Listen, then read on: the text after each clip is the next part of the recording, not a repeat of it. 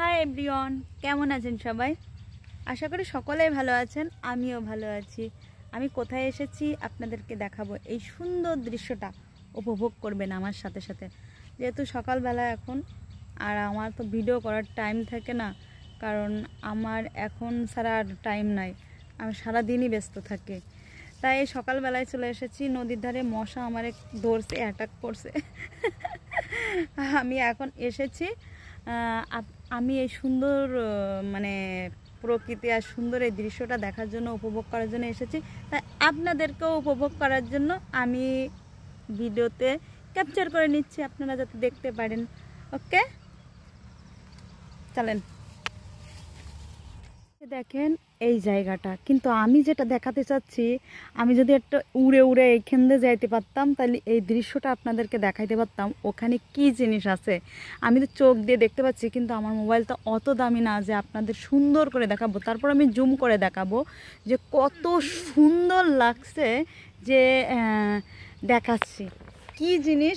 এই সাইডেও দেখা যাচ্ছে, ওই সাইডেও অনেকটা আসলে পানি, তো ওই জায়গায় একটা লোকও আছে। আপনারা অবশ্যই জুম করলে দেখতে পাবেন। এই দেখেন, জুম করলে দেখতে পাচ্ছেন? বলেন তো এগুলো কি? শাপলা ফুল। ওই যে দেখেন সাদা সাদা দেখতে পাচ্ছেন, কিন্তু আমার জুম করাতে কিন্তু অতটা স্পষ্ট বোঝা যাচ্ছে না। যে কি পরিমাণ সুন্দর লাগছে তা বলে বোঝাতে পারবো না, কারণ ওই সাইডে সব পানি। আমি যদি ওই এলাকাতেও যাই, ওই দিকটাও যাই, তাও আমি ওখানের ছবি দৃশ্যমান মানে ধরতে পারবো না, কারণ ওটা হচ্ছে আপনার ওই অনেক দূরে, ওই রাস্তা থেকে অনেক দূরে, আর পানি। আমি তাহলে আমার পানিতে নামতে হবে ওই লোকটার মতো, পানিতে নেমে ওইখানে আমার ভিডিও করতে হবে, আর কিছু শাপলা তুলে নিয়ে আসতে হবে। এই যে এই দৃশ্যটা আমার ঘরের মধ্যে থেকে আমি বসে বসে দেখি জানালা দিয়ে, কিন্তু জানালা দিয়ে ভিডিও করা যায় না। তা আমি এইটা দেখার জন্য এখানে এসেছি সকালবেলায়। আর একটা আছে ওই যে দেখেন, ওই ফাঁকায়, তাই এখান থেকে বোঝা যাচ্ছে না। আমি দেখতে পাচ্ছি, কিন্তু ক্যামেরাতে ধরতে পারছি না আমি, বুঝলেন? আমি জুমটা একটু ছেড়ে দিই। অসাধারণ ভিউ, তাই না? কোন ভীষণ। আর এ তো দামি ফোন না বা দামি ক্যামেরা না যে আমি জুম করলে অনেক সুন্দরভাবে জুম হবে, তা কিন্তু না, বুঝলেন? আমাদের এই পানি কবে যে শুকাবে আল্লাহ পাক কি ভালো জানে। দেখেন আকাশটা কত সুন্দর, শরতের নীল আকাশ, সাদা মেঘ ভেসে বেড়ায়। দেখেন শরৎকাল বলতেই আকাশ নীল থাকবে, সাদা মেঘ ভেসে বেড়াবে আকাশে। আমার কাছে ভীষণ ভালো লাগে শরতের আকাশ, অনেক সুন্দর লাগে শরতের আকাশ। যেহেতু শরতের আকাশ নীল থাকে, সাদা মেঘ উড়ে বেড়ায়, সেই সুন্দর লাগে, সেই অপরূপ দৃশ্য লাগে। মানে বেশিরভাগ দুপুর টাইমটাই মানে এত সুন্দর লাগে আকাশের দৃশ্যটা, সেই সুন্দর লাগে আমার কাছে। প্রকৃতি আমি খুব ভালোবাসি, প্রকৃতি প্রেমী মানুষ একটা, আমার হেব্বি হেব্বি লাগে, বুঝলেন? এই খেজুর গাছটা দেখেন কত সুন্দর না? আর হলো নারকেল গাছ। আমার মাথার উপরে ঢপ করে একটা পড়লে আমি নিয়ে দৌড় দিতাম, মাথার উপরে পড়লে আমি বাঁচতাম না, কিন্তু নিচে পায়ের ধারে পড়লে ভালো হতো, আমি নিয়ে আটা দিতাম। আর হলে সুপারি গাছ, ওই সাইডে সারি সারি সুপারি গাছ আছে, আর অনেকগুলো ওরা কেটে নিয়ে গেছে, তখন দেখতে আরও সুন্দর লাগতো। দেখুন কচুরিপানা ভরে গেছে, পুকুরটা নদীর সাথে মিলিত হয়ে গেছে। এই যে এই এই এই যে এটা কি খই গাছ না বাবলা গাছ? না, খই গাছই এগুলা। খই আপনারা কি বলেন জানি না, আমি তো খই বলি, যেটা খাওয়া যায়, যেমন গোল গোল গোল গোল মতো হয়। আমি এর উপরে 2বার উঠছি, উঠে ওইখানে বসে ওইখানে ভিডিও বানাইছি, কিন্তু আর নামতে পারি না। ভীষণ একটা বেকায়দা অবস্থা। এই গাছটা যে কত বছর ধরে এরকম। দেখেন সুন্দর একটা দৃশ্য, কিন্তু এখান থেকে উঠে ওইখানে যেই সুন্দর একটা দৃশ্য দেখানোর চেষ্টা করলাম। সকালবেলায় কি করব, আমি কিন্তু কালকে রাত 2টোর সময় ঘুমাইছি, আবার ঘুমতে উঠছি 5টার সময়। বোঝেন আমি মানুষ না কি জন্তু? কারণ আমারও তো ঘুমের একটা প্রয়োজন আছে, তাই না? তা আমি সারা রাত ধরে কী করি জানেন? ওই যে কোরিয়ান মুভি, চাইনিজ মুভি, এইগুলো দেখি। কালকে রাত্রেও অনেকগুলো মুভি দেখছি, দেখতে দেখতে তারপরে যে ঘুমাইছি অত রাত্রে, আবার ভোর 5টায় ঘুম থেকে উঠছি। এখন ফ্রেশ ট্রেশ হয়ে তাই আমি করছি কি, ওই জানালার ধারে বসছি।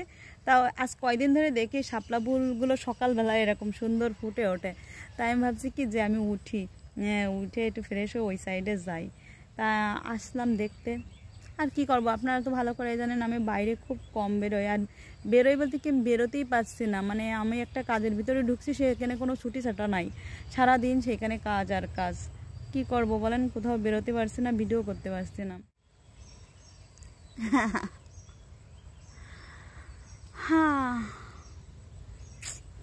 দাঁড়ায় দাঁড়ায় প্রকৃতির একটু হাওয়া খাই। সকালের হাওয়া বাতাসটা কিন্তু গায়ে লাগালে মন শরীর ফ্রেশ হয়ে যায়। একটু হাঁটলে বেশি ভালো হয়, কিন্তু আমি হাঁটতে যাচ্ছি না ইদানিং। হাঁটলে একটু শরীরটাও কমতো, স্বাস্থ্য মানে শরীর মন দুটোই ভালো থাকতো, কিন্তু যাই না, ভালো লাগে না, অলস হয়ে গেছি বুঝলেন।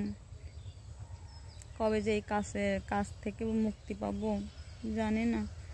আর মেন কথা কি, একা একা না কোথাও ঘুরতে যাইতে ইচ্ছা করে না। কোনো একটা বান্ধবী থাকে বা কোনো মানে নিজের লোকজন থাকে, কিছু থাকে, যে সেখানে এলো মনে করেন সাথে করে নিয়ে গেলাম, একসাথে মজাও করলাম, ভিডিও করলাম, কিন্তু এরকম কোনো লোক পাই না। তাহলে একা একা কোথায় যাবো? আর একা একা না আমার কোথাও যেতে, একটা জিনিস কি জানেন, আমার কোথাও বেরোতে ইচ্ছা করে না। এই হলো একটা প্রবলেম। আমার মনে মনে স্বপ্ন দেখি যে আমি সারা জায়গায় ঘুরে বেড়াবো, সারা জায়গায় যাব, কিন্তু কোথাও যাওয়ার সময় হইলে মনে করেন আমার আর ঘরেতে বেরোতে ইচ্ছা করে না। আমি যখন পড়াশোনা করতাম বাইরে, তখন কি হতো জানেন, যে আমি যখন যেখানে বাইরে থাকতাম সেখানে মনে করেন থাকলে বাড়ি আর আসতে ইচ্ছা করতো না। ওই যে জার্নি করতে হবে, গাড়িতে উঠতে হবে, রোদ লাগবে, মানে আমি তো রোদ সহ্য করতে পারি না, মানে রোদ গরম এগুলোতে আমার মাইগ্রেনের সমস্যা হয়। হ্যাঁ, তা এই একটা আমার গুছায় গাছায় আসতে হবে, একটা বিদিকিস্তি ব্যাপার, অলস কত প্রকার দেখেন। তারপরে আবার যখন বাড়ি আসতাম, এইবার আর হলো যাইতে ইচ্ছা করতো না, যে আবার বাসে উঠতে হবে, আবার গ্যাদারিং, গরম লাগবে, বাসে গ্যাদারিং, ঝাঁকা খাইতে হবে, যদি মাহেন্দ্রতে যায় রাস্তা খারাপ, এই সব নিয়ে না খুব টেনশন করতাম, এই যাতায়াতের বিষয়টা নিয়ে। আর ঘোরাতেও দূরের কথা, আমি না কোনো জায়গায় আসলে কমফোর্টেবল করি। আমি একমাত্র কি জানেন, ঘরবন্দি থাকতে খুব পছন্দ করি, মানে ঘরের মধ্যে শুয়ে থাকতে পছন্দ করি, ঘরের মধ্যে থেকে কোথাও যাইতে পছন্দ করি না।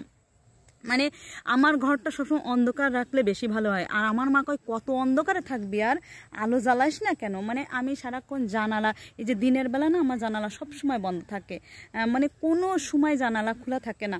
আর হচ্ছে সকাল টাইমে একটুখানি ওই যে মা রান্না করে যখন, তখন ওই যে গ্যাসটা আসে ঘরের ভিতরে, তার জন্য জানালাটা খুলি, কিন্তু আমি কখনোই জানালাও খুলি না, তারপরে লাইটও জ্বালাইতে চাই না।